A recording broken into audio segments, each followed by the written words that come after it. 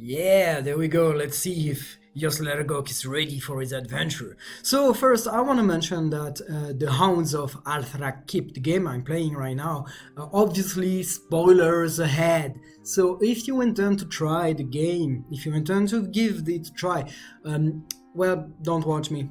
Sorry. You can put a like just for effort, but don't watch this video obviously, because as well this adventure is free. Like in PDF, you can download it in Drive-Thru RPG. I'm going to send the link in the description. So if you feel adventurous and want to try yourself first, then yeah, do it. Download the game, try it, and then see how I'm doing it maybe, or maybe record yourself as well and put a link in the comments to we can share our different ways to follow the adventures. So let's start now. The Hounds of Althrakip. Entry 1. You have a splitting headache. In addition, you're bound and gagged, having been beaten quite harshly by various and sundry members of the Jackal gang for the past few days. They're a leering, syphilitic mob of highwaymen that plagued byways of the kingdom of Thrand. And they recently overtook and captured the stagecoach in which you and your fellows traveled. Why did you come? You received a letter. In short, a distant relative lies dying, probably now dead, in the town of Markborg, and you spent almost your whole life savings to travel to the bequeathing ceremony to claim your inheritance. There was a recent spate of zombie plague in Marburg, and many poorer serfs the kingdom are over are traveling there to claim what is owed them. But the coach didn't make it, having been waylaid by the jackals some day ago. Was it 3 days? 5? In a haze of beatings and sleepless nights, you've been kept tied up in the makeshift stockade for who knows how long. Your position on the ground allowed you to peer through the roof-hewn slats of your wooden prison. By the light of the moon at night and rising sun every day, you have seen the crenellations of a crumbling castle wall, and your heart sinks when you think of where you must be. That is, you're almost certain that you are a danger as a close to Althrakip. Others in the stockade were taken away, screaming and crying, every morning and afternoon, and you gradually have realized that your turn must come eventually. At dawn today, you were roughly roasted, your wounds tended by withered old crown, and then fed a meal of stale brown bread and gruel. At slightly before what you reckon to be 3 o'clock, you are dragged down. You're dragged before the leader of the jackals, one foppish dandy by the name of Dipterio. You've seen wanted posters of him hung in the alehouse and shops in your hometown and on way signs from here to the Forest of Doom. He's almost as oily and sweaty in real life as the poster suggests. He is also rumored to be a werewolf. Some say a werevulture. But the only impression you have at the moment is the rotten smell of his breath and the glint of the fine jewels that hang audaciously from his neck and dangle from his fingers. Go now, jackals, and prepare the demon's bottle. At this cryptic remark, the pair of jackal lieutenants that rose you turn and leave. Your hempen bonds are cut, and Diptherio addressed Lee directly. Hello, my puppet. I hope that my bows weren't too hard on you. Come, come, stand up. Would you like a pull of wine to rinse out the blood? He offers you a petit flagon, smelling of sour verges, and for a moment you tremble with thirst and the fear that you may be sick. I assure you it's not poisoned, puppet. And why would we poison you when you know are the newest member of the Jackals? Well, not officially, of course. No, our recruitment procedures are very strict. He wipes swollen hand across his tongue and protruding lips. His front teeth seems oddly pointed in an unsettling way. You see, we have need of you, need of your service. You're hale and hearty and can enter the keep, whereas my jackals and I cannot. I see you wonder, but please, shush your questions. Let us only say that forces in the keep are lying against us. They keep us without, which is why you're needed, and we see now that we have been wrong to bid you so. His faces take on a ridiculous and also menacing pout. I don't even know if I do it properly. And he brushes off your shoulder off with a lassie and ostentatious kerchief. Satisfied you're somewhat cleaner, he returns to his monologue. We offer you proposition. Firstly, enter Halthrak Quip, ours or coursing hound, and find and bring us a few mere handfuls of theirs. At this, he removes from a billowy side pocket a glowing rock that shines even in the afternoon sun. A pulsating blue and noisome light nearly drips from the rock. As you wonder what damage the man does to his soul and essence. For even children in this kingdom know that these rocks are not to be trifled with. Ah, you recognize the value of this ore, the so-called space rock. It is from the celestial kingdoms, truly, and we have need as much as you can find. But a little will suffice us for the time being. We know that you are tired and athirst. The nugget of space rock drips an almost palpable evil. The legends that all Threndians know from their cribs tell that a great chunk of the heavens tore down 1,000 years ago and interrupted the war of a group of sorcerers and warlocks, destroying most of Halthrak Keep and ending 100 years of wanton bloodshed. The cataclysm poisoned the land for hundreds of years, and nothing will grow nearly but twisted trees and stunted weeds. Any who would enter the inner curtain of the keep of the wizard Halthrak risks death and madness, and worse. Could Diphtherio be insane to offer you such a bargain? Does he truly believe that you, a simple peasant, can't live through such a venture? And so, under the inner reaches of Halthrak Keep, find us a few of these glowing rocks. Return when you can to this, and we may take you on or set you free as you wish. With this, he returns the full thing to his pocket and smiles. If you do not return, well then it's not a great loss to us, but of course you will be mourned. My lieutenants, One-Eyed Enoch and Butcher Bill, will take you to the gates and brief you. We have an agreement, yes? Speechless, you nod. For what else can you do? I am glad you reasoned, Puppet, but do not worry. We would not send you into harm's way unprepared. We may have your personal weapon again, and a few trifles that you might need that we can spare. But we also have some gifts. You are skeptical, eh? And rightly so, I trust. Behold, a bottle demon to assist you. Enoch, or perhaps it is Bill, returns, holding a worn leather journal and a bottle of smoked blue glass. He hands the bottle to Diphtherio, who promptly removed the cork with a flourish. Almost instantaneously, a winged gremlins with red skin sits upon your left shoulder, flapping his wings and tittering unknowingly. It smiles lugubriously as you.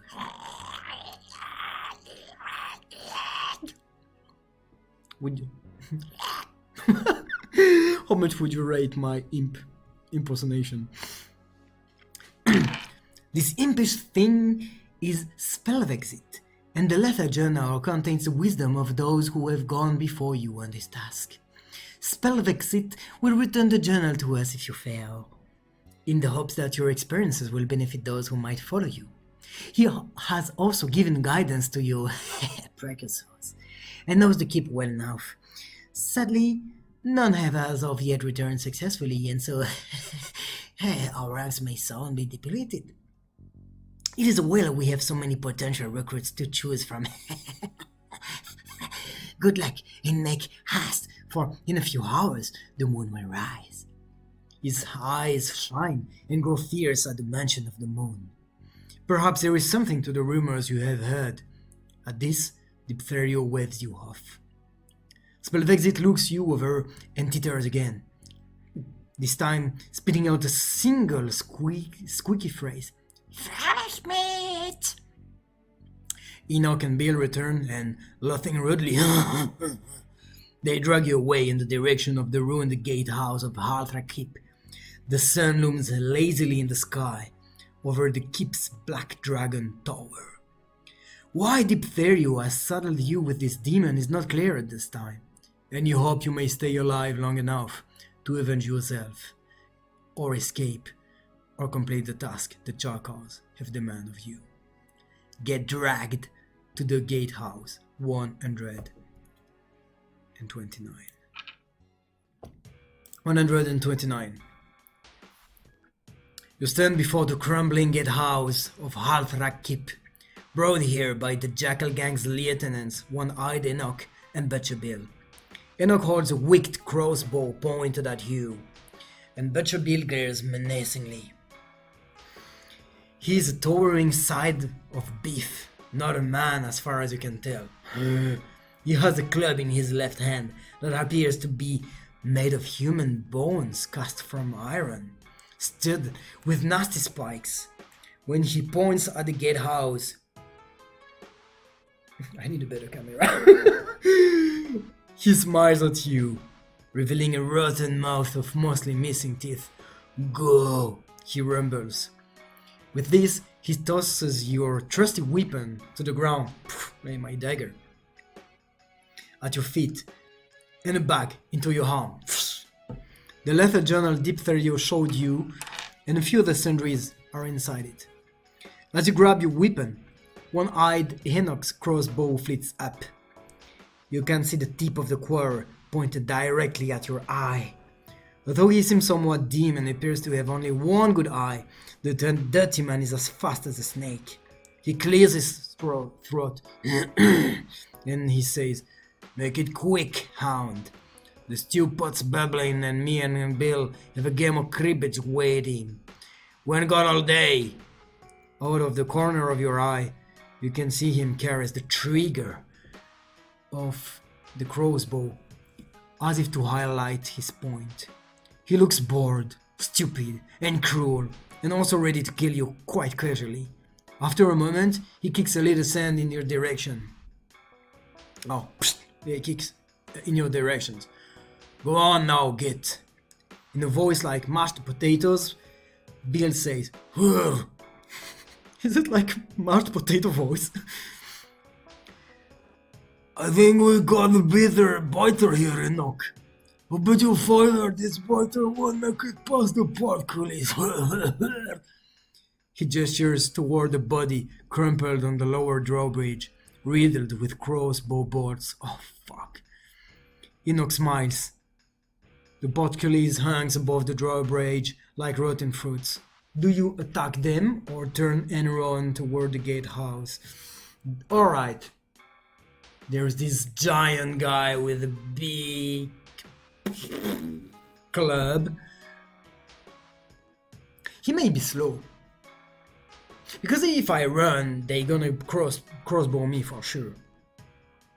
Dang. You know what? There's a bit of metagaming right there.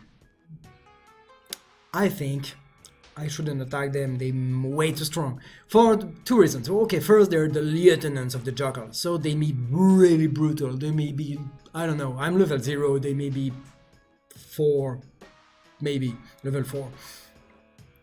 And as well, they've been mentioned in entry number 1. So if Joslergoc died, and I have to roll another character, this new character will also be introduced with the lieutenants, and the lieutenants will obviously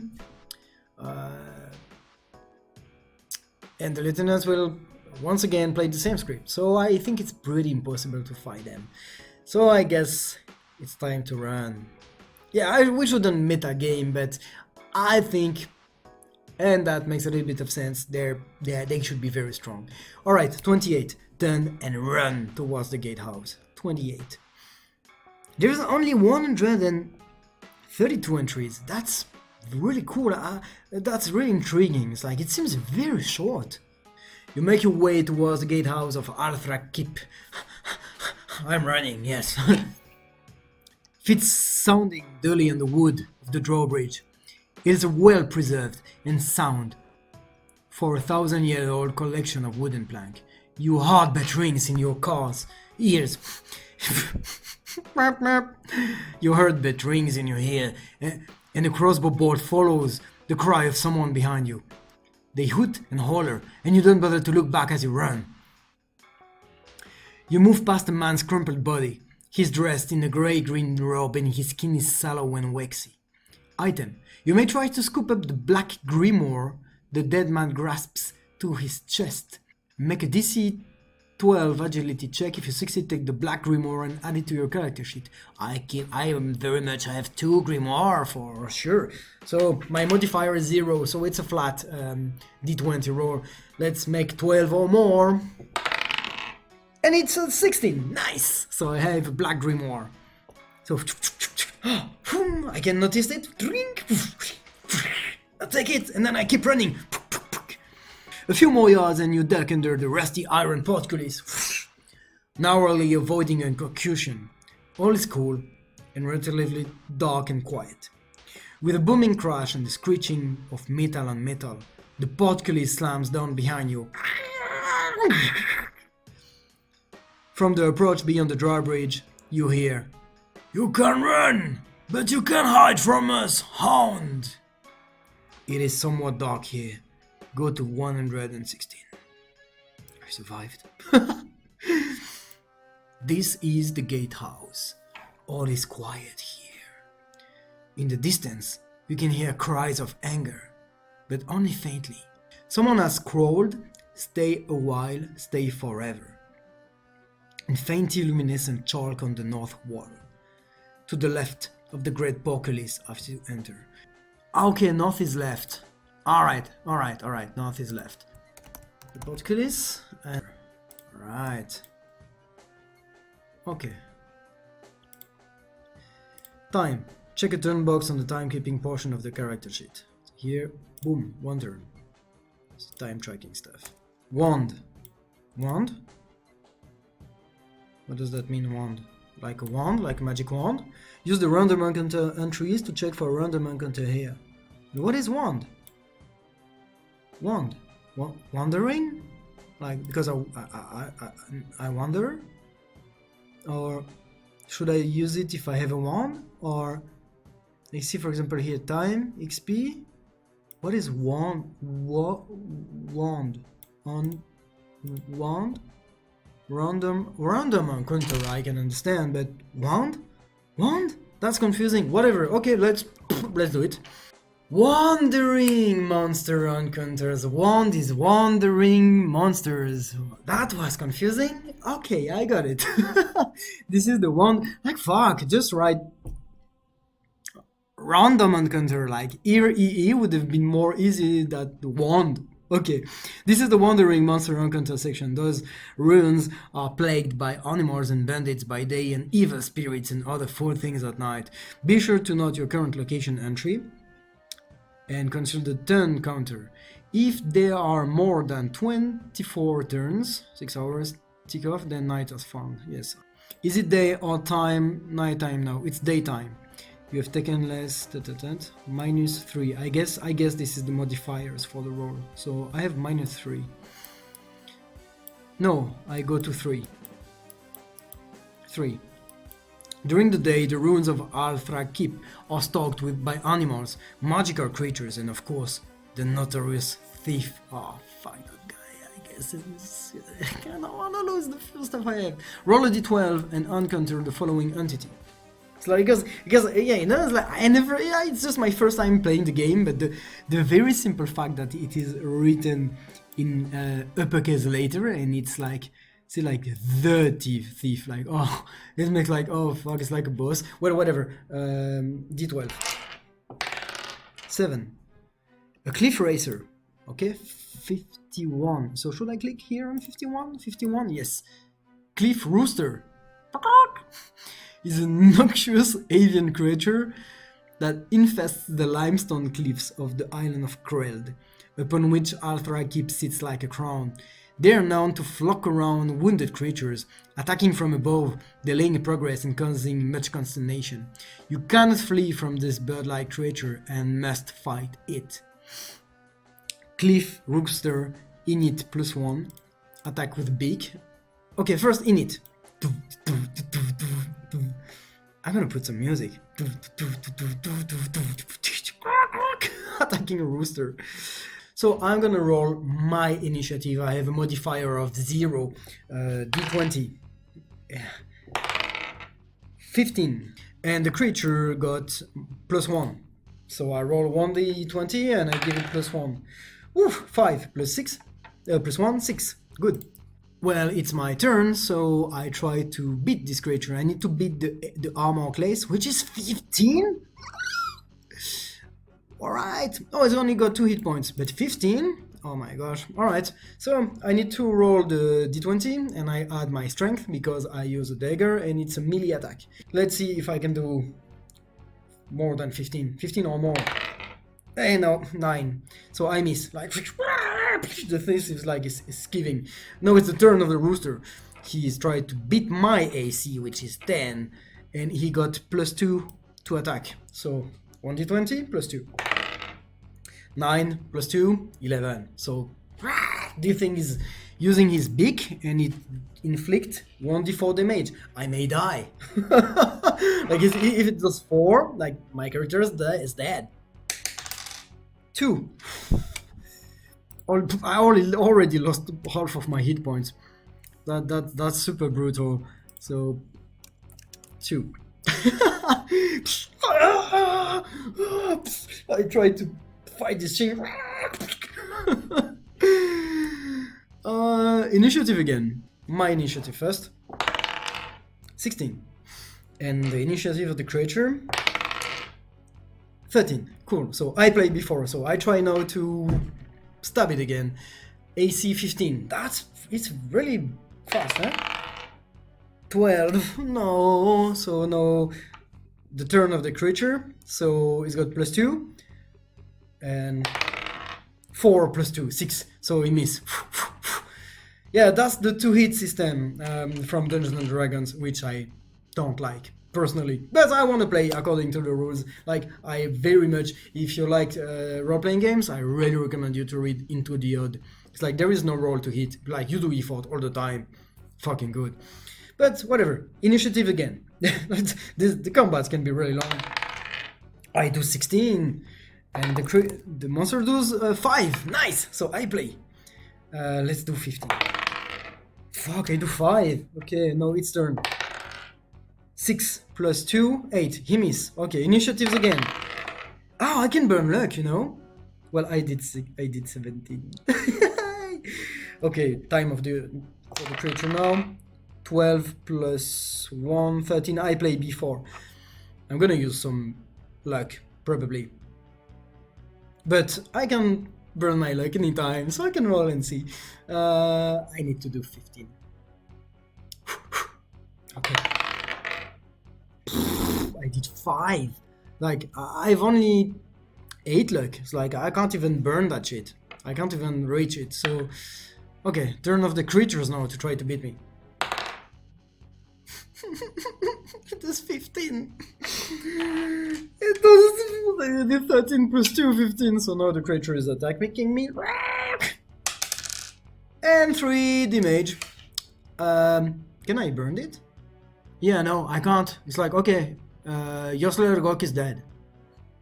Yeah, that was fun. I should remember it to use luck. Yeah, right, so I just need to write somewhere that there is a dead body now at entry 116. And this is the body of Joslergoc. So if I come over this body again with another character, I can pick up the stuff and hopefully have a little bit more chance to get it there. It's like die and retry, so I'm not even mad. It's kind of cool, and yeah, let's see how it is. Well, that's it. So Joslergoc is being picked up by like a big rooster, which is eating its flesh raw and is like eating his eyes. And Joslergoc, you will be remembered as being the first one to try to enter Halfrakip, but many more will follow until we win. And probably, maybe, who's not getting revenge against those jackals. That would be dope, right? So thank you for watching. I hope you enjoyed it. I hope you liked it. And I'm gonna roll. Know that you have you know what is the rolling process of the characters. I will skip it, and the next adventure we start right away with pre-made characters that I have made on the side. Thank you very much for your time. Thank you very much for your attention, and yeah, see you very soon.